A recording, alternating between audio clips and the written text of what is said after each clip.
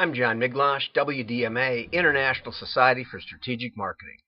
So in this week's Friday report, there was an excellent article about a company who's introducing a new data-based cross-sell upsell tool. And I believe in those extremely a lot. I remember placing an order with Cabela's when we were first talking about working together. And the order was placed, and they asked, would you like to hear this week's special? And so they talked about crankbaits. I remember that. And I got, I think, 5 crankbaits for $10, which was a heck of a deal. And I don't know that I ever caught any fish on them, because I don't really use crankbaits much, but it was a heck of a deal, and it changed my perception of Cabela's from a somewhat elitist outdoor outfitter to something that the regular guy could get a good deal now and then, you know, instead of going to Walmart, and really get what you want. So I'm a big believer in that, and I can't recommend this new product coming out of the Friday report because, frankly, I don't know how well it works. I was given a demo back in the early days of these type of upsell cross-sell products, and I remember it was a live demo, and it was implemented at a convenience store, and the cashier would actually be given a prompt, but the real-time show actually live. I believe the customer was buying a carton of cigarettes, and the computer recommended a jar of mayonnaise. And of course, the audience just howled. It was fantastic. And this is one of the problems with trying to guess what your customers are going to want, right? And you've heard me speak on this a number of times about how if you, knowing all you know about you, don't know what you're going to buy next, then probably be careful when you trust a computer.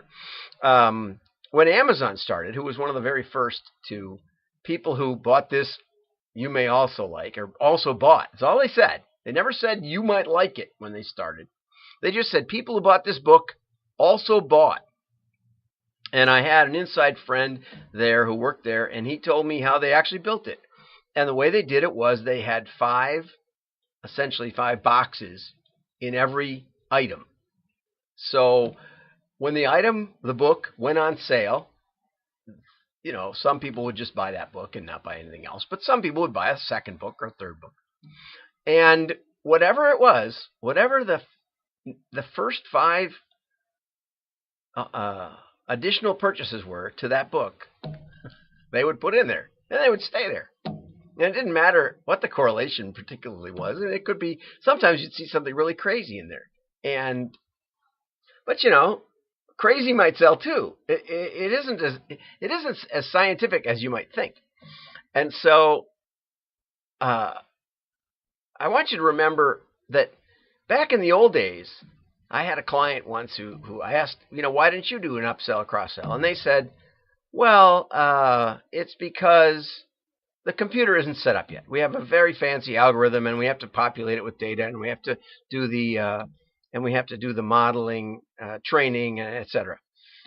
I said, you know, when I got started in direct marketing, we used to have a white piece of paper and a big red crayon, and we'd write on it, "This week's special is," and we'd tape it to the front of the monitor, and we would say to the telesales people, now whenever anybody calls in, after they finish, you know, get them all taken care of, then you say, would you like to hear about this week's specials? And this week's special is.